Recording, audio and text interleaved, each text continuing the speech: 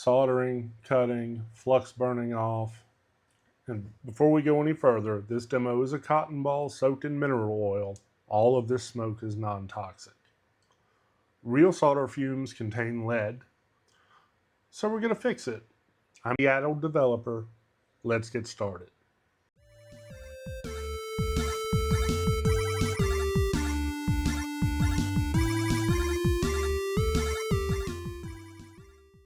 Here we have the parts laid out on the bench. We've got our buck boost converter, a Noctua high static pressure fan, our 3D printed case components, and the carbon filter. We're going to grab our heat press and get it set up on the bench so we can press the M3 heat set inserts into the plenum. The plenum is a 50mm box that forms the main structure of the 3D printed case, and it allows the fan to create a negative pressure zone behind the filter pad. That negative pressure helps increase airflow through the carbon filter by distributing the pressure differential evenly across the surface. Make sure the knurled side of each insert is facing up when you install it. A dedicated heat press isn't strictly required, but it does make the process easier by keeping everything aligned and pressing straight down. We'll install all 8 inserts.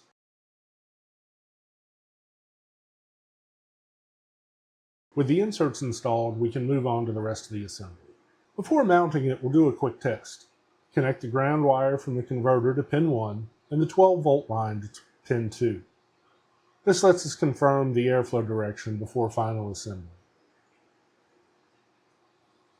Air flows from the blank side of the fan towards the label side, so we'll orient it accordingly.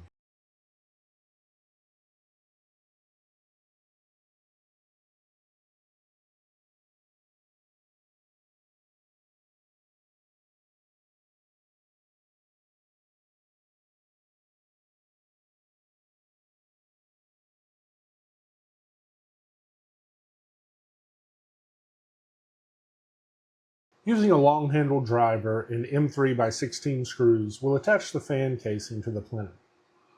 Repeat this for the remaining screws.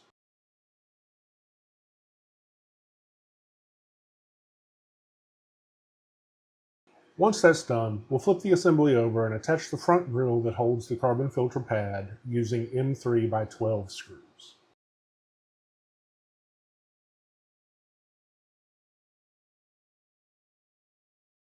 Next, we'll insert the carbon filter pad into the unit. It's a tight fit, and it should be.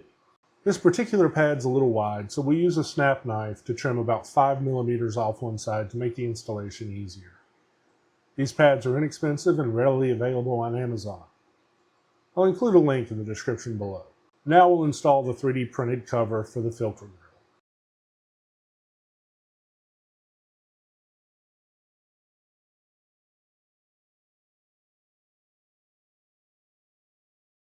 To attach the power box, we'll use CA glue and activator.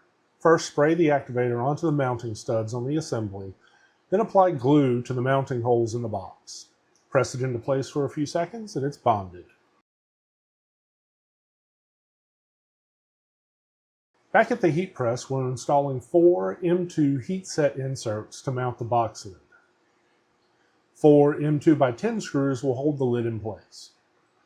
These inserts are very small, so I highly recommend using forceps. I prefer angled forceps for this kind of work.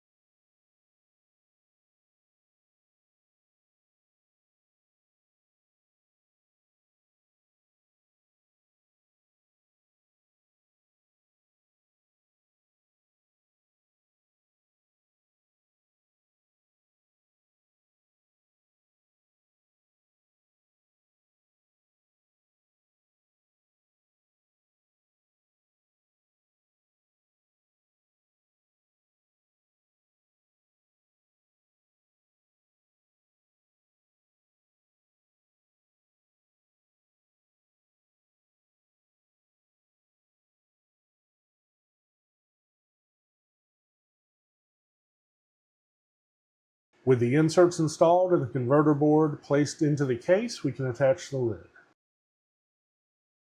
The lid includes a small post that presses gently on one of the regulators to keep the board from shifting when the USB cable is connected or disconnected.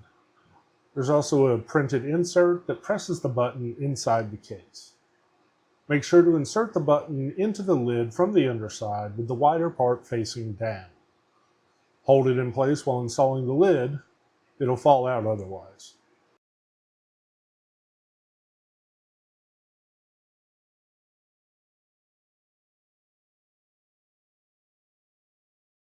Using the M2 screws, attach the lid,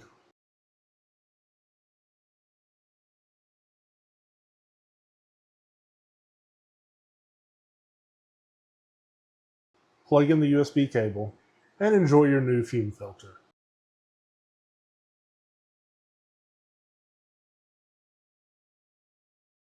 This is what proper fume control should look like.